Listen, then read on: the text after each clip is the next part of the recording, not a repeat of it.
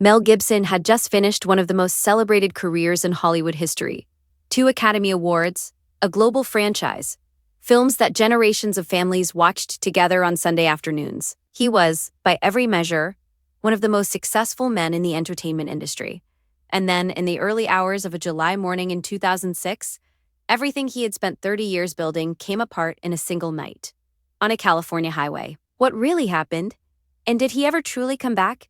If you were watching movies in the 1980s and 1990s, and chances are, if you are here, you were, then Mel Gibson was simply part of the furniture of that era. He was everywhere, on the posters, on the screen, on the covers of the magazines, stacked by the checkout line at the grocery store. He was the kind of movie star that does not really exist anymore, the kind that carried a film entirely on the force of their presence, that made you lean forward in your seat simply by walking into a scene. Born on January 3, 1956, in Peekskill, New York, Mel Columcille Gerard Gibson was the 6th of 11 children in a large, devoutly Catholic Irish-American family.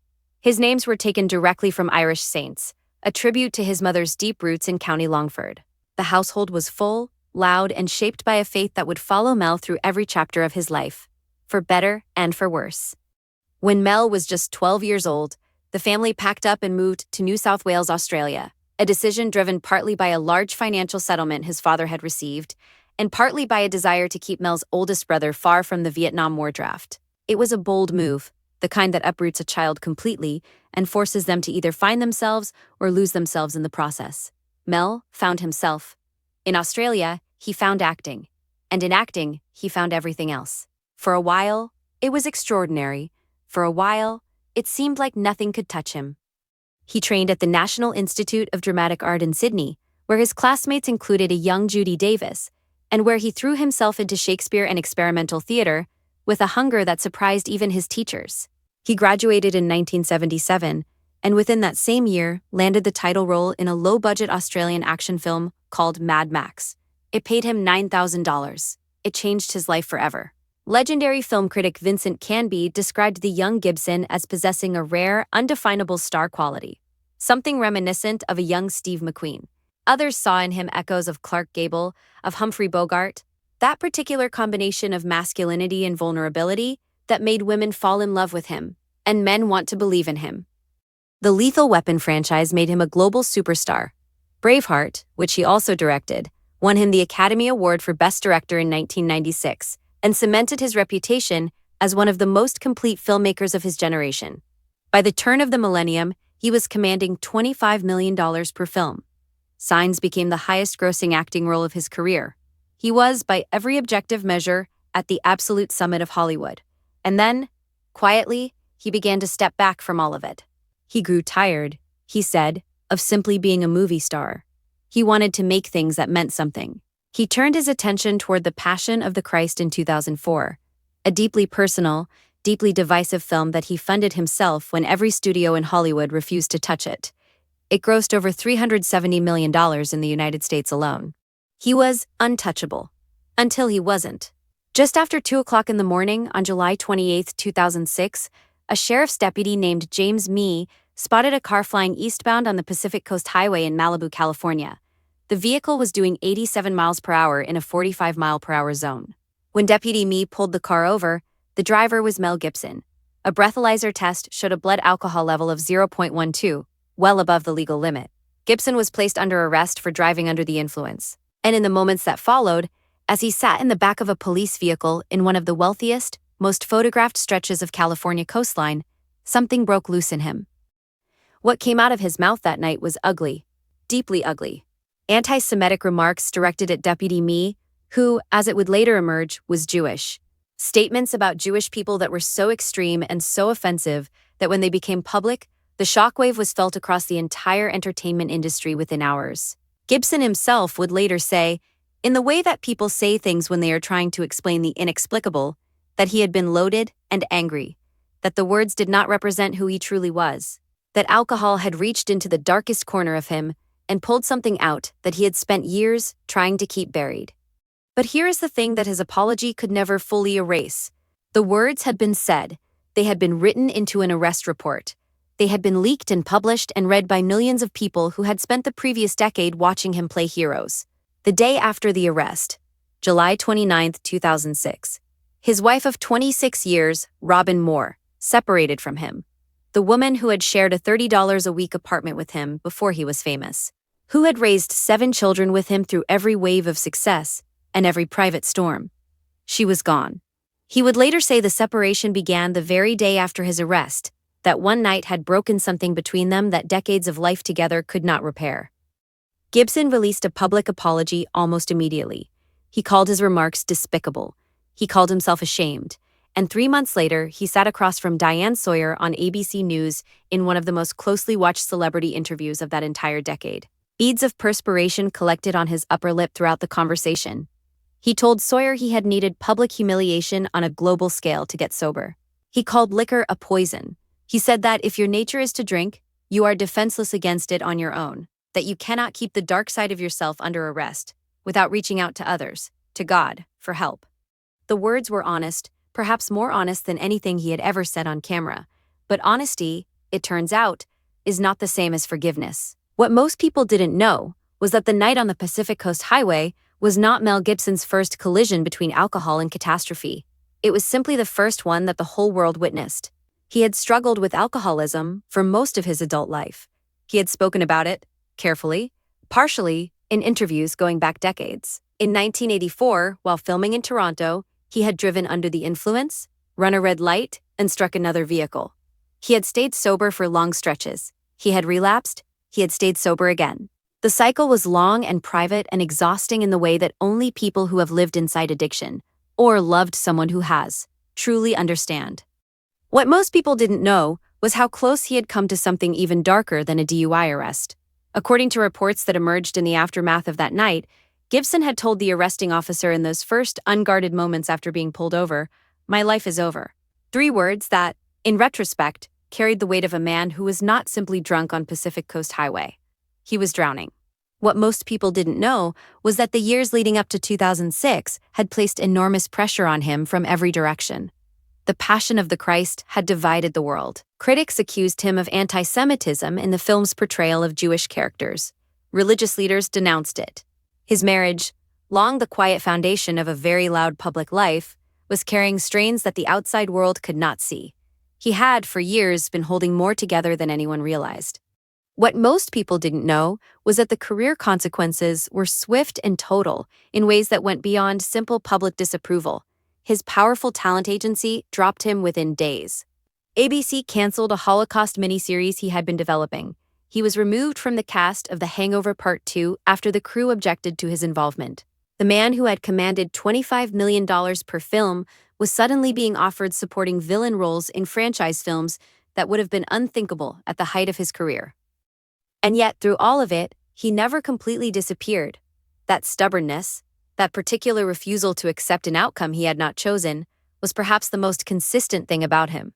What most people didn't know was the private Mel Gibson, the father of 7 children with Robin, who quietly divorced him in 2009 after 3 years of separation. The man who went on to have a daughter, Lucia, with Oksana Grigorieva, a relationship that collapsed publicly and painfully in 2010, with leaked audio recordings and restraining orders and a custody battle that dragged through the courts for years. He later admitted to slapping Grigorieva during an argument while she was holding their daughter, a moment he explained with context that the public largely did not accept. He found steadiness again, eventually, with Rosalind Ross, a screenwriter and accomplished equestrian champion, 34 years his junior, whom he met in 2014. They had a son, Lars, in 2017. In that same remarkable week, Gibson received an Academy Award nomination for Best Director for Hacksaw Ridge. Lars arrived days before the nominations were announced. He said at the time, "What could be more exciting than listening to the nominations being announced while holding my newborn son?" For a moment, the two halves of his life, the professional resurrection and the personal, arrived together. And it felt, briefly, like something had been healed. The rebuilding was slow, deliberately, painfully slow, and it was never complete in the way that Hollywood comeback stories usually promise. Hacksaw Ridge in 2016 was the turning point most people point to, a World War II drama about Desmond Doss, a conscientious objector who served as a medic and saved 75 men at the Battle of Okinawa without ever carrying a weapon. It was a film about faith and conviction and the courage to hold to your values when the whole world is telling you to abandon them.